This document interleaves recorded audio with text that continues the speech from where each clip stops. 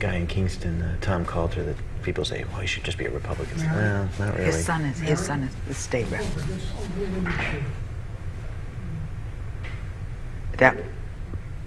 Did I fall out of it, out of the camera? His son is a state rep, colleague of Dean Tran, counselor at large, and he's a Republican. Got it.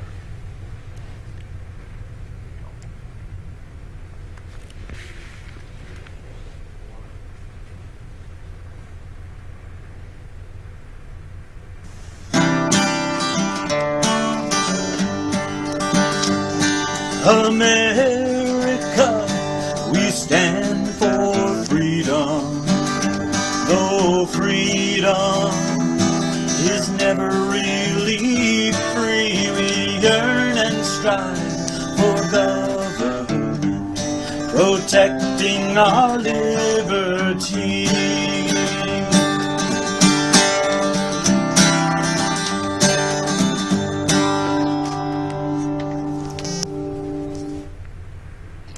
Hello, and welcome to another episode of Your Right to Know, brought to you by the Fitchburg Republican City Committee. I'll be your host, Andrew Couture, and co-hosting with me is my friend, Mary Lotze, and we have a very special guest today, State Representative Geoff Diehl, State Rep from the Massachusetts 7th Plymouth District, and also a candidate for the U.S. Senate for Massachusetts. Welcome to the show, Geoff. Thanks, Andrew. Appreciate you having me. Very great to see you. It's very nice to have you. Thank you. And now, can you introduce yourselves to our viewers and tell us a bit about yourself, about your youth, your family, political background? Sure. Well, let's see. I, as you mentioned, represent the 7th Plymouth District, which is the towns of Abington, Whitman, and East Bridgewater. And I live in the town of Whitman. And for those who don't know, Whitman is the home of the Toll House cookie. It was invented there. So that's I like it already. Exactly. It's a sweet place to live. Oh. Yes. And my wife grew up in Whitman, so it makes it even sweeter. I met her in New York City on a blind date back, I won't even say the date, but we've been happily married for 21 years. We met on a blind date, we're engaged 4 months later, and we're married a year after that in her hometown of Whitman. We're raising 2 daughters, they're 15 and 11, and we own a small business in the neighboring town of Hanson, Massachusetts. And in Hanson, that's where we have a performing arts school. It's named, my wife's last name was Boss before we got married, so it's called the Boss Academy of Performing Arts. And she teaches a couple hundred kids every year dance and acting and voice, and we've owned it for 15 years. I actually worked for a sign company out of New Bedford while she was doing that, and I worked at Poyant Signs, the largest sign company in New England, and I was able to, for almost a decade, work with small businesses around the state, helping them launch their business with their signage outside, listening to their hopes, their dreams of trying to start a business or grow a business. And I was able to work on a lot of great clients. One of the last projects I think I worked on was replacing all the neon tubing on the Citgo sign over Fenway Park. Oh, nice. With LED. So, you know, my work took me all over the state and met a lot of great people. And you know, a funny thing about me too is that I was born back in 1969. Neil Armstrong landed on the moon, and he was an Eagle Scout, and so I joined scouting when I was a kid, and I always wanted to, you know, become an Eagle Scout. I earned my Eagle Scout when I was 16, and you know, I thought I'd have a boy someday, and I'd join a scout troop, and that'd be my way to kind of give back for everything that's been, you know, helped me in my life. You know, people that have picked me up and moved me along, whether it was college or whether it was in my career or now in politics, people who've helped me for, you know, trying to, you know, just be very good people, and I want to pay it forward. So I thought, oh, I'll have a boy, I'll join that scout troop, but 2 daughters that love ballet and hate camping, my chance to kind of give back took a different turn. Welcome to the club. I have 2 daughters myself. Oh, well, then you know. I know exactly no bathroom time whatsoever. But I joined the local finance committee in the town of Whitman. I thought that'd be a chance to kind of give back, and I became the liaison to the school board. And it was during that time that I saw that, you know, the Beacon Hill wasn't necessarily helping towns and cities the way that I thought they should. You know, we were having cuts to local aid. We were the Quinn bill was being pulled, which was falling on the shoulders of the town's finances. We weren't getting the Chapter 70 education funds that we were expecting, and at the same time, the guy who was the state rep for that district was voting to increase the sales tax to 6 1/4. He had voted for Sal DeMacy, who was under investigation as speaker. He had voted for that double tax on alcohol. I mean, he kind of was going the wrong direction for what I thought was, you know, good for Massachusetts. So I was on the finance committee, and I said to them, much like I'm sitting here now, I said, well, is anybody going to run against this gentleman? Yeah. And nobody said they would. And I was 40 years old at the time. I wasn't even involved with my Republican town committee. And I said, well, maybe I can run. And they said, well, sure, just join your Republican town committee. And so I read 2 books on how to run for office, literally. And I knocked on doors as much as I could for 2 years, 2009 and 2010. And I won a race that nobody expected me to win, because at the time, the Democratic Party chair lived in one of my towns, Abington, and Shannon O'Brien, who ran against Mitt Romney for governor, lives in my town of Whitman. And my opponent was from the 3rd town, and his father had been state rep and state senator before him. So nobody gave me any chance of winning, but you know, out there I was knocking on doors, talking to people about myself and what I thought was right. And I ended up winning that election in 2010. And I joined a lot of great people up on Beacon Hill, like Jim Lyons from Andover, and Mark Lombardo from Billerica, and Shauna O'Connell from Taunton. I mean, some great conservatives that came in, and you know, we doubled the number of Republicans in the House in 2010 from 16 to 32. And there was another guy that ran a special election in 2010 that won. That kind of helped everybody too. Scott Brown was the 41st vote against Obamacare, as we all remember, and won. You know, big surprise to everybody. He won that race. So you know, that was the year that I came in, and since I've been in office, I've been really proud to represent not just the interest of the 3 towns that I am elected for, but also really represent the interest of people across the state, whether it's trying to keep taxes low, trying to make sure that veterans get the benefits they deserve, or trying to make sure that illegal immigration doesn't continue to drain the money from our towns and cities. And by the way, you know, our Massachusetts budget is about $40 billion. Right now, we're spending about $1.8 billion each year on services that go towards people who are here illegally.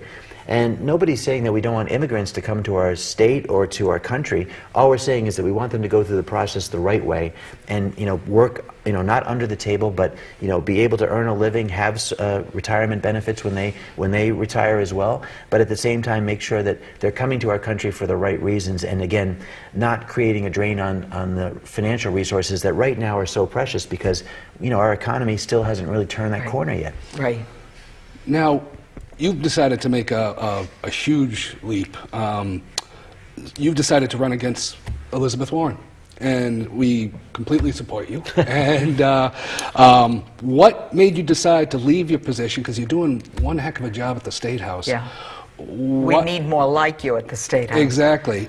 But what made you decide to leave that position and go after Elizabeth Warren? Well, it's a culmination of things, not the least of which I don't think Elizabeth Warren is, you know, in that Senate seat for the right reasons, and I'll get to that in a minute. But you know, some of the things that I've done up on Beacon Hill have led me to believe that, you know, we can win this race, and it's not just about, you know, me, the candidate. It's about the fact that I've worked with an incredible group of grassroots volunteers from across the state. That it's not just Republican issues or Democrat issues. It's issues that are for the household and pocketbook. And the most specific one, I think maybe some of the people watching know, was the ballot question in 2014 to repeal the index gas tax. It was question 1, and what had happened was Deval Patrick in 2013 had proposed the largest tax increase in the history of Massachusetts, $2 billion, okay? And part of that was this tech tax, which thankfully was repealed 6 weeks later, because the Democrat supermajority in the House and Senate realized it was going to drive about 11% of our economy out of our state. Most of those technology companies, all they need to do is pull the plug and get Wi-Fi connection in another state, and they're out of here. Sure. Yeah. But the other thing was the gas tax, where people didn't even know their gas tax had gone up 3 cents, let alone that it was indexed to go up every year automatically with inflation tied to the Consumer Price Index, or CPI, which, by the way, factors the cost of gas in it. So it's a failed formula, because as gas goes up, CPI goes up. But as CPI goes up, gas goes up. Terrible formula to begin with. It shouldn't have been adopted. But what we had to do was basically not just get a team together to work on the ballot question, but we had to inform people that their tax had gone up and why it was so bad for them. So the first step was to get it on the ballot, which was, we needed 67,000 signatures. And we had a press conference on the steps of the State House, and they said, there's no way that you're going to get these. The press kind of laughed at us. We said, we're doing it, and we're doing it with all volunteers. We ended up delivering 120,000 signatures thanks to so many people who just came out across the state. They listened to me on radio, and I was on TV, and we had people holding banners and signs talking about this question, and we said, you've got to fill out this signature thing and get as many people as you can to sign it. They were coming into town halls like crazy, and so we got 120,000 signatures. We made the ballot, and then we were told, well, the special interest folks have raised $3 million to defeat your question, and we ended up being outspent 31-1. I mean, we were only able to raise about $90,000 or so, and we were facing $3 million. But we convinced people because of two major factors. One is that there's no other tax in Massachusetts that goes up, that would have gone up automatically without a vote, only this gas tax. And we are the state of no taxation without representation. And this would have basically given the Department of Transportation a blank check every single year without any accountability for where that money was going to go. And the other thing we convinced them too was that the gas tax is regressive in that it hits middle to low income families the most. It's not just what you pump into your car, but all the goods you purchase are the cost increases because of the transportation. It's added on to everything. And municipalities aren't exempt from the gas tax. So every police car, every fire truck, every ambulance, every school bus, all the cost of that gas would have been pumped into your property tax increases, and so it would have hit everybody in at least three different ways. So we convinced folks, and we ended up winning that ballot question 53-47. We even outperformed Governor Charlie Baker by 50,000 votes. He had won his race by 40,000 votes. We ended up outperforming him by 50,000. So again, it showed that it wasn't a partisan issue. It was purely what was good for the people of Massachusetts. And thank God you did it. I have to say. We saved the Boston Globe blamed us for $2 billion in lost money for transportation. I like to say that we saved taxpayers $2 billion, because the other thing too was that we show that Massachusetts spends 4 times the national average on road maintenance. Yes. We spend $675,000 per year, per mile, exactly, to maintain our roads versus the national average of $145,000. So it was really outrageous. So that was one thing that really woke me up to the fact that there are people across the state, if it's the right issue or the right candidate, like Scott Brown when he was the 41st vote against Obamacare, which by the way hasn't saved any family any money on health care, it's gone the other way, that this state will vote pragmatically in their self-interest. They even voted, again, for Charlie Baker when he made the case that he would be a better manager for state services.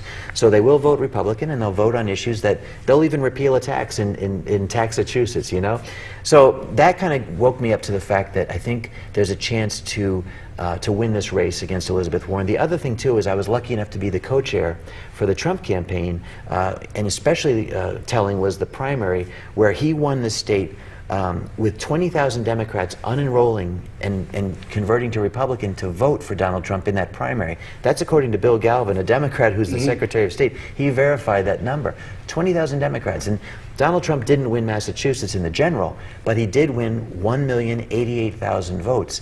And that's more than Charlie Baker won as governor. So if you look at it, there are people out there that want Washington, D.C. to start working again, and they're willing to cross party lines or vote the person and not necessarily the party that's going to get things done.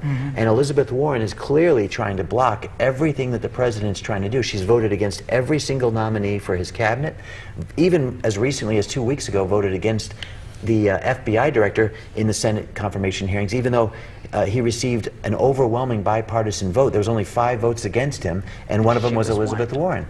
And by the way, Elizabeth Warren has no track record of delivering anything for the state of Massachusetts to benefit us financially since she's been in office for 4.5 years. And in fact, one of the key votes she voted against was a bill called the 21st Century Cures Act.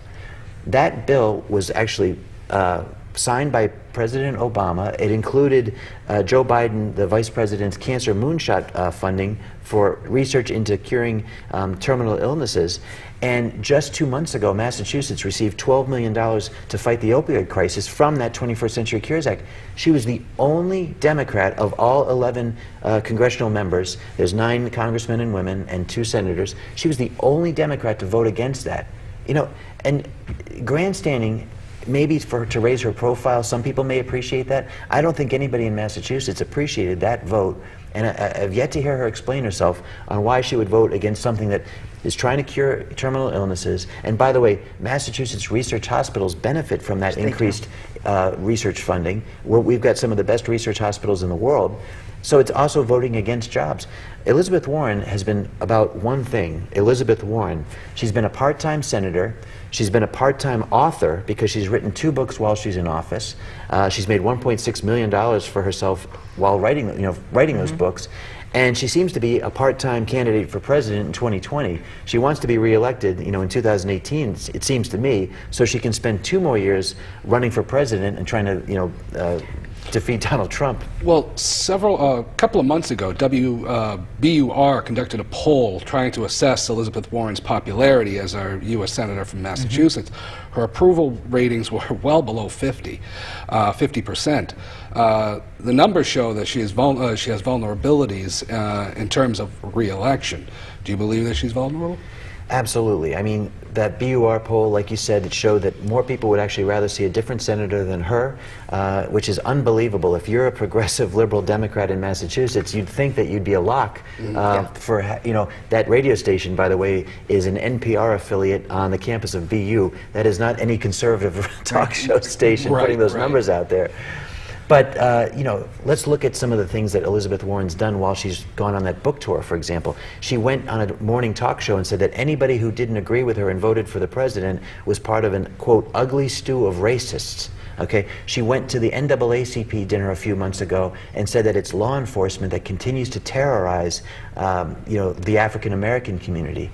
She said that when the Republicans were taking up health care, that what they were trying to do was extract blood money from the people of the country. Okay, that when she said that was right at the time that Congressman Scalise was shot in the hip by that sniper, that Bernie Sanders shooter, who had shot them. They were practicing playing baseball. Yes. And she said, she talks about blood money, and when you've got people out there right now in this environment that are very angry, and there's these protest things happening now, and she's just fueling this division, pitting people against minorities against law enforcement, Republicans against Democrats, and at the same time too, she's complaining that small businesses only pay women, they don't pay women in equality in the workplace. And we found out just this last April that she's paying women in her office, her Senate office, 71 cents on the dollar, right? So she's trying to, pit gender against gender. For her, the more she complains and points fingers and yells at people, the more she's just trying to fundraise and get her profile up. I don't know if you remember this, but Kid Rock about a month or so ago said that he may run for U.S. Senate in Michigan. On August 4th, she had said that she's focused on Massachusetts, she's working for us all the time. And then she ends up putting out a fundraising email about trying to stop Kid Rock in Michigan. Could you please try to focus on the state you said you were going to work in? But she's traveled around the country, to Tennessee, she's traveled to Michigan, to California several times, to Georgia, to New York City for these talk show things. She's more interested in raising her profile and raising all her fundraising for herself than she is trying to deliver for the people of Massachusetts. And to anybody watching who perhaps was a fan of Ted Kennedy, he certainly was no friend of Republicans. He was called the liberal lion of the Senate. But when elections were over, he knew it was time to work with Republican presidents or Republican governors to deliver for the people of Massachusetts. She has no intention of doing anything like that. No, her disdain for President Trump and everything Republican is overwhelming to what's good for the people. There's no doubt about that. States like Michigan, states like Wisconsin and Pennsylvania that had traditionally been voting Democrat for years voted for the president because they saw him as someone who understood that there's a lot of people suffering out there. There's a lot of people that are dealing with unemployment or underemployment. There's a lot of people who are frustrated that companies are leaving our country. A lot of people who are veterans coming back and not getting the health services they need from the VA hospital. She doesn't seem to understand that this resist movement is wrong. We should be assisting the American people and the people of Massachusetts. And she clearly... It should be the assist movement, not the resist movement. Exactly. Well, there are many Democrats out there who are concerned that the Democratic Party has gone way too far left. They are perhaps best known as the Kennedy Democrats, or as I like to call them in a more modern day, Trumpocrats. But they just don't recognize or support the new Democrat who is clearly represented by Elizabeth Warren, Bernie Sanders, the far left. Chuck Schumer is another one. Nancy Pelosi is another one in the U.S. House of Representatives wing of the party. Do you believe that the Democratic Party is in political disarray between the very liberal ultra-left Elizabeth Warren and the more centralists? That's actually probably one of the best ways to put it, is there is disarray nationally. Even in Massachusetts, I think there's no ideological leader that's trying to help them sort of figure out what their message is, and their message should be, let's help the American people first, not this ideology of moving to the extreme left. And if you think about it, right, Elizabeth Warren ended up endorsing Hillary Clinton in the primary in Massachusetts, even though she believes in single-payer health care. She believes in free college tuition for everybody. She's for open borders and sanctuary cities. She's the Bernie Sanders wing of the party, and yet she's hypocritical in that she endorsed Hillary Clinton for the election. So I think that also factors into some of that discontent by people in Massachusetts, the Democrats, in that WBUR poll. But if you think about that party, right now, they are not condemning the actions of these groups like Antifa that have stifled free speech out in Berkeley, set fires and kept people from speaking at Berkeley. The Antifa that showed up in Massachusetts on the Boston Common and basically shut down a free speech rally. Horrendous. And they threw urine on police officers and rocks, dragged a woman with an American flag down. Where is the condemnation by Elizabeth Warren and the Democrats in Massachusetts for this? And let me also remind you, the day after Donald Trump was inaugurated, Madonna spoke right there in Washington, D.C. about blowing up the White House. Did any Democrat condemn that? And yet, they're the ones saying that, our president hasn't condemned hate groups. He's condemned them time and time again. Decades ago, he's condemned the KKK and the Nazis and all that. The fact of the matter is, this is, another attempt to divert people from the real truth, and that is that the Republicans and the president right now are trying to put America back on track, and for them, politics is more important than the people. And Elizabeth Warren is the face of that movement right now, of moving to the far left and trying to kill the American agenda. Let me just ask you, Geoff, it appears now that as you run for Senate, you're going to have to face a primary challenge. There's at least two people who have already also put their name into the ring. A woman just recently, Beth Lindstrom. I think she's from Groton, which is close to us here. And then Dr. Shiva Araduri and I know there's another gentleman. Do you think that primary races are good for a candidate, or do you think it's just extra money that has to be spent fighting your own party, within your own party, and it doesn't do anything to promote the candidate who comes out? Well, Mary, I think primaries are fine. It's a good chance to make sure that the candidate that you put forward has been answerable to the group that wants to make him the candidate. So to me, that's fine. I'm happy to put the accomplishments I've achieved up on Beacon Hill up against anybody in this race. I'm the only candidate that has saved taxpayers' money, put money back in their wallets, while other people have been, putting money into their own pockets. Yeah. And I would say that, if you looked at, Jeb Bush, and in the primary, everybody thought that he had the deep pockets, all that money, and that he would be the presumptive, maybe one of the presumptive nominees to run for the presidency. That didn't work out. You looked at Hillary Clinton; she had all the money in the world. And so for me, we're doing a good job of fundraising, but this isn't going to be a primary where I'm relying on a lot of cash being there. Maybe other candidates will be.